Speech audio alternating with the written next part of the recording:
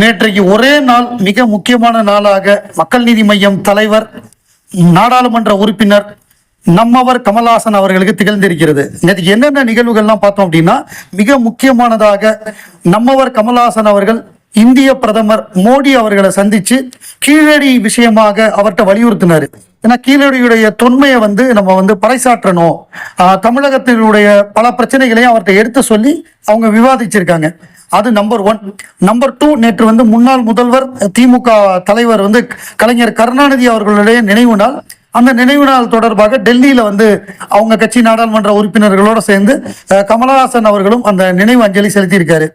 Number 3, நேற்றுக்கு கமல்ஹாசன் அவர்களை சந்திச்சு திருமாவளவன் அவர்கள் ஆகஸ்ட் 16ஆம் தேதி அவருடைய பிறந்த நாளுக்கான இதை கொடுத்தாரு, இன்விடேஷனை கொடுத்தாரு. அந்த 16ஆம் தேதி இரவு 11 மணிக்கு கமல்ஹாசன் பேச போறாரு. விடிய விடிய நடக்கும் திருமாவளவன் பிறந்த நாள். ஸோ அது காமராஜர் அரங்கத்தில் நடக்குதுன்னு நினைக்கிறேன். அதில் கமல்ஹாசன் இந்த தடவை கலந்துக்கிறாரு. இதுக்கு முன்னாடி வரையே அவர் கலந்துக்கிட்டதில்லை. இப்போ இந்த வருஷம் புதுசாக இருக்குது கமல் உள்ள கலந்துக்கிறது.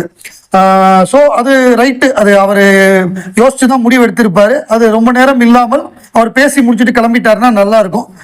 அதுக்கப்புறம் இந்திய கூட்டணி, இந்தியா பிளாக், அது காங்கிரஸ், ஒவ்வொரு மாநிலத்தில் உள்ள கட்சிகள், இங்கே திமுக, அந்த மாதிரி பல்வேறு கட்சிகள் சேர்ந்ததுதான் இந்தியா கூட்டணி. அதுல மக்கள் நீதி மையமும் இருக்கு.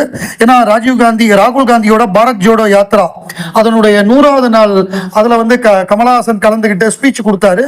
அவரும் ராகுல் காந்தியும் சேர்ந்து பேட்டி எல்லாம் கொடுத்தாங்க.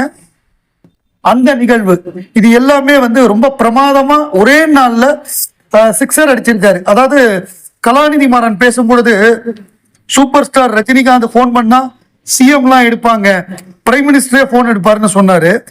கமல்ஹாசன் நேரடியா பிரைம் மினிஸ்டரை பார்த்து தமிழக நலனுக்காக கோரிக்கை வச்சிருக்காரு. போன் அடிச்சா சொந்த நலனுக்காக பேசுறது இல்ல, நம்முடைய மாநில நலனுக்காக நம்மவர் கமல்ஹாசன் அவர்கள் பேசியிருக்காரு. அதுதான் மாஸ்.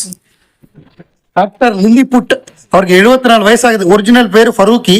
அவர் ஷாருக் கானை கடுமையா அட்டாக் பண்ணியிருக்காரு. ஜீரோ அப்படின்னு ஒரு படத்துல ஷாருக் கான் நடிச்சாரு, குள்ளனா நடிச்சாரு. அது இப்ப லேட்டஸ்டா வந்த படம், மிகப்பெரிய தோல்வி படம். ஒரு நாள் கூட ஓடலன்னு நினைக்கிறேன். பட் அது அபூர்வ சகோதரர்களை பார்த்து காப்பி அடிச்சுதான் நடிச்சாரு. ஆனா இப்ப இருக்கிற டெக்னாலஜில இன்னும் பெட்டரா பண்ணிருக்கலாம். ஃபரூக்கி என்ன சொல்றாருன்னா, கமல்ஹாசன் அபூர்வ சகோதரர்கள் அப்பு ராஜால நடிச்சதை பார்த்து நீ காப்பி அடிச்சு நடிச்சிருக்க, ஆனால் அவருடைய கால் தூசிக்கு நீ பெற மாட்ட, அவருடைய ஷூல ஒட்டி இருக்கிற டஸ்ட்டுக்கு கூட ஈக்குவல் ஆக மாட்ட. இணையா நேஷனல் அவார்டு வாங்கியிருக்காரு ஜவான்ல பெஸ்ட் ஆக்டருக்கு, அவரை போய் இப்படி சொல்லியேன்னு எனக்கு ரொம்ப ஷாக்கா இருந்தது.